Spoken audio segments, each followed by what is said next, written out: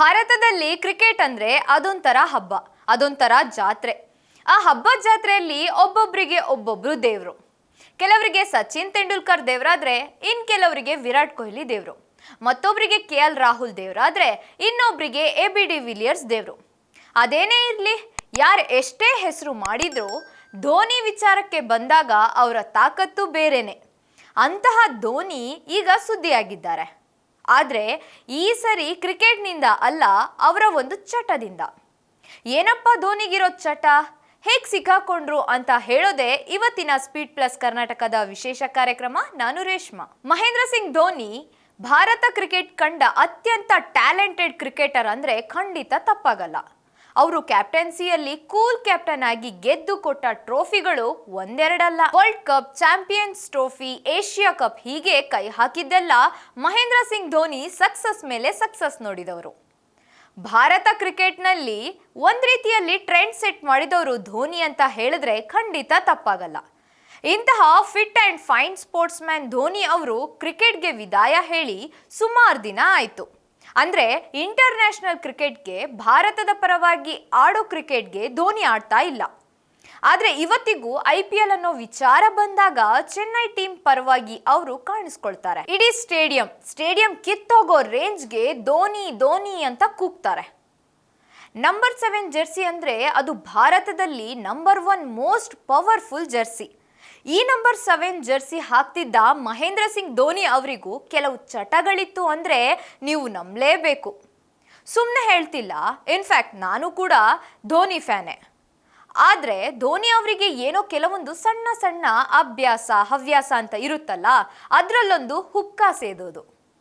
ಈ ಹಿಂದೆ ಆಸ್ಟ್ರೇಲಿಯಾದ ಮಾಜಿ ಕ್ರಿಕೆಟರ್ ಜಾರ್ಜ್ ಬೈಲಿ ಒಂದು ಇಂಟರ್ವ್ಯೂನಲ್ಲಿ ಧೋನಿ ಅವರಿಗೆ ಸಿಕ್ಕಾಪಟ್ಟೆ ಹುಕ್ಕಾ ಸೇದೋ ಅಭ್ಯಾಸ ಇದೆ ಅಂತ ಹೇಳಿದ್ರು. ಅವಾಗ ಫ್ಯಾನ್ಸ್ ಎಲ್ಲ ಬೈಲಿ ಮೇಲೆ ಫುಲ್ ಅಟ್ಯಾಕ್ ಮಾಡಿಬಿಟ್ರು. ಅಯ್ಯೋ, ನಮ್ಮ ತಲಾ ಬಗ್ಗೆ ಹಿಂಗೆಲ್ಲ ಹೇಳ್ತೀಯಾ ಅಂತ. ಆದರೆ ಈಗ ದುಬೈನಲ್ಲಿ ಧೋನಿ ಅವರೇ ಹುಕ್ಕಾ ಸೇದಬೇಕಾದ್ರೆ ರೆಡ್ ಹ್ಯಾಂಡ್ ಆಗಿ ಸಿಕ್ಕಾಕೊಂಡಿದ್ದಾರೆ. ಹೌದು, ಕ್ರಿಸ್ಮಸ್ ಆ್ಯಂಡ್ ನ್ಯೂ ಇಯರ್ ಪಾರ್ಟಿಗೆ ಅಂತ ದುಬೈಗೆ ಹೋಗಿದ್ರು ನಮ್ಮ ತಲಾ ಮಹೇಂದ್ರ ಸಿಂಗ್ ಧೋನಿ.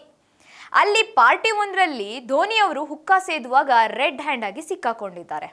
ಅವರ ಕೈಯಲ್ಲಿ ಹುಕ್ಕಾ ಪೈಪ್ ಇದೆ.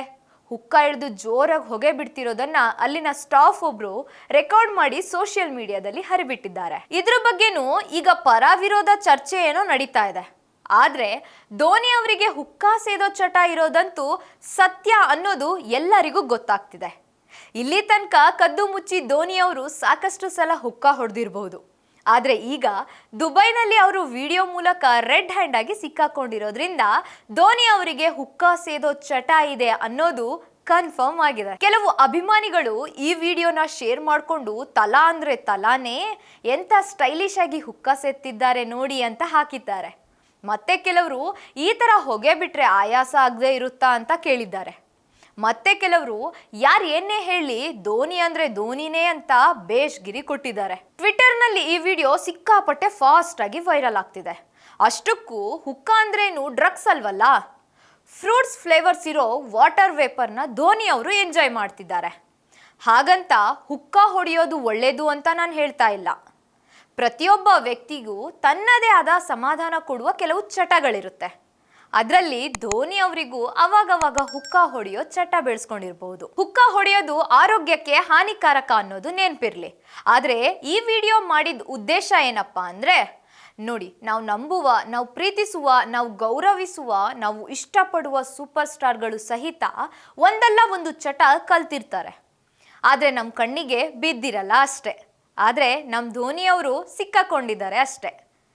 ಹೊಗೆ ಏನೋ ಜೋರಾಗಿ ಬರ್ತಾ ಇದೆ. ಅದೇ ಕಾರಣಕ್ಕೆ ಸೋಷಿಯಲ್ ಮೀಡಿಯಾದಲ್ಲಿ ಇದರ ಕಿಡಿನೂ ಬೆಂಕಿಯಾಗಿ ಆವರಿಸ್ಕೊಂಡಿದೆ. ಸರಿ, ಯಾರು ಏನಾದರೂ ಮಾಡಲಿ, ನಂಗೆ ಯಾಕೆ? ನೀವು ಮಾತ್ರ ಹುಕ್ಕಾ ಹೊಡೆಯೋ ಚಟನ ಬೆಳೆಸ್ಕೊಂಬೇಡಿ, ಒಳ್ಳೇದಲ್ಲ. ನೋಡ್ತಾ ಇರಿ ಸ್ಪೀಡ್ ಪ್ಲಸ್ ಕರ್ನಾಟಕ. ಇದು ನಿಮ್ಮಿಂದ ನಿಮಗಾಗಿ, ನಿಮಗೋಸ್ಕರ. ಮತ್ತೆ ಸಿಗ್ತೀನಿ. ನಮಸ್ಕಾರ. Speed plus Karnataka.